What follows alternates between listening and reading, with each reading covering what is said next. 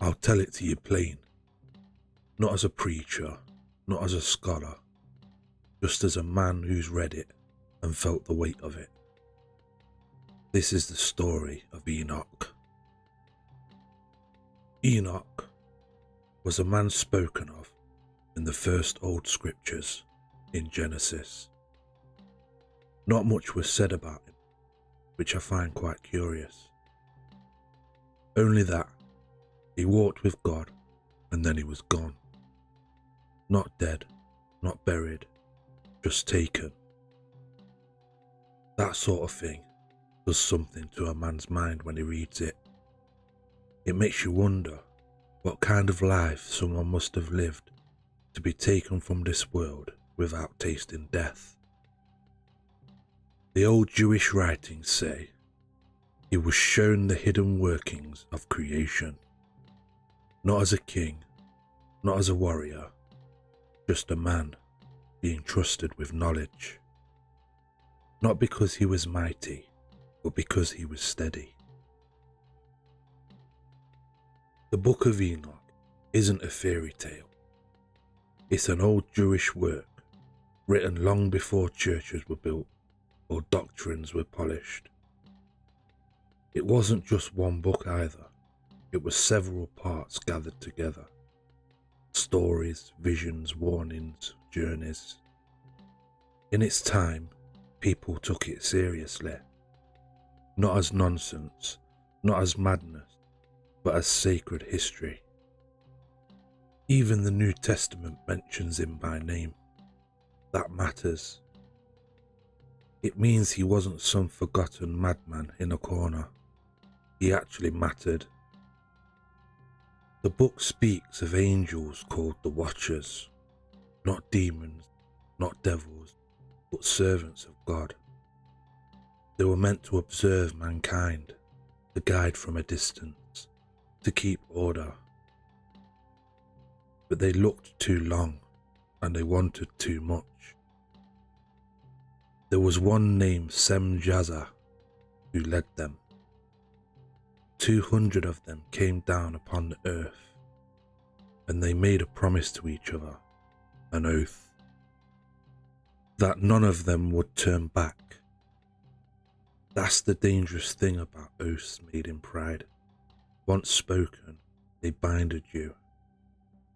They took human women and they bore children, and those children were not like us. These children were called the Nephilim. The scriptures describe them as giants, but what matters more is what they became. They ate more than their fair share. They took more than their share. Ruled by hunger and anger, they broke the balance, and when the animals ran out, they turned to people. It wasn't just violence, it was corruption. Something that should have not existed, now walking the earth. The angels didn't just bring children, they brought knowledge that man wasn't ready to hold. How to forge swords, how to shape armor, how to wage war in organized ranks, how to read the stars not for wonder but for control, how to manipulate and how to charm, how to twist nature towards selfish ends. Knowledge is a gift, but when it's handed down too fast, it can tear the hands that take it. The world grew loud and proud and bloody. Most people are told the flood came because man was wicked. That's only half the truth according to Enoch. He says the earth had been tampered with, that something not human was shaping our path.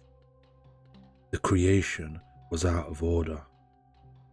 God commanded the great angels, Michael, Gabriel, Raphael, Uriel, to act. Not in anger, but in sorrow.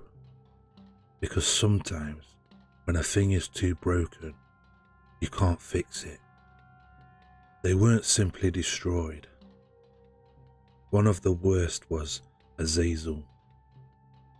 He was bound, cast into a pit in the desert, buried beneath jagged stones, locked in darkness.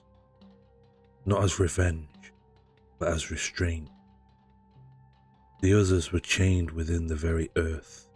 Not hell, not fire, isolation, which in many ways is worse. This is the part many don't like to hear. According to Enoch, demons are not fallen angels. The angels were imprisoned, the giants were drowned, but their spirits had nowhere to go. Too corrupted for heaven and not meant for the underworld.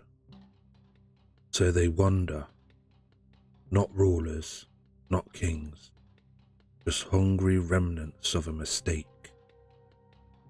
This is where the old idea of possession comes from. Not devils with crowns, but broken spirits of a broken bloodline. Then there's Enoch himself. He wasn't just shown dreams, he was taken. He walked through places where stars had storehouses, snow had chambers, lightning had vaults, fire behaved like walls. He saw prisons of angels.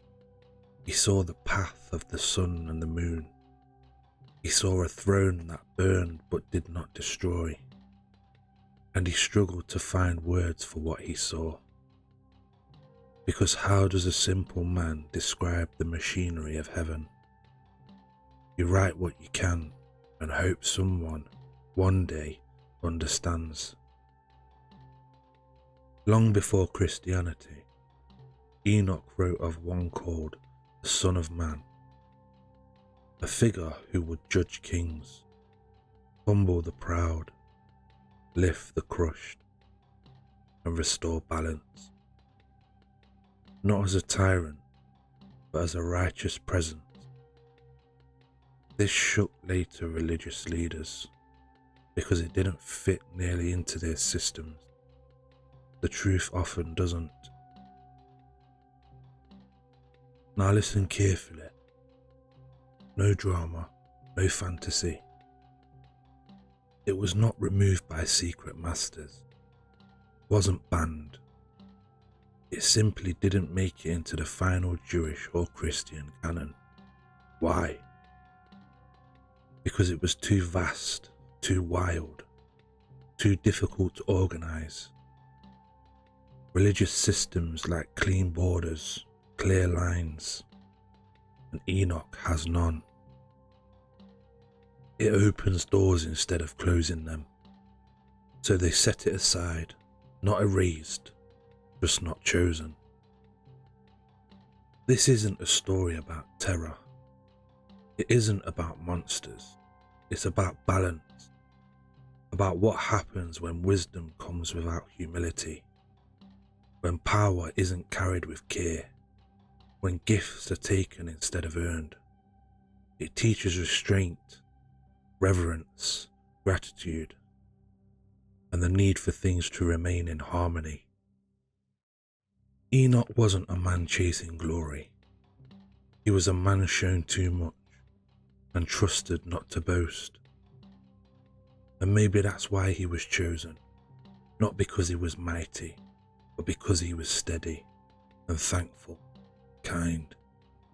And sometimes that's more powerful than fear. It's worth saying this quietly. For a long while, the Book of Enoch sat at the edges, mentioned in passing, dusted off by scholars, whispered about by those with curiosity and time. But in recent years, people have started to look at it again, myself included. Not because it promises power, and not because it feeds fear, but because we live in a world asking old questions once more.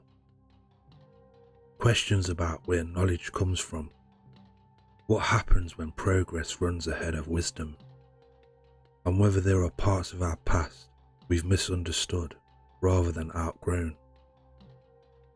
Popular culture has taken its interest. Films, books, music, stories of angels and giants, watchers and fallen beings. Some of it is exaggerated, some of it misses the point. But underneath it all is a genuine human curiosity. A sense that ancient people weren't foolish, just closer to the mystery than we are. Scholars now read Enoch alongside the Dead Sea Scrolls, early Jewish writing, and the roots of Christian thought, not as superstition, but as a window into how our ancestors understood the universe and our place within it. And perhaps that's why Enoch feels alive again, not because it tells us what to believe, but because it reminds us to stay humble in what we think we know. To handle knowledge with care, to remain grateful for balance, and to remember that creation, whether you see it as sacred or natural, works best when it's treated with respect. Enoch doesn't demand faith, it asks for reflection, and sometimes that's enough.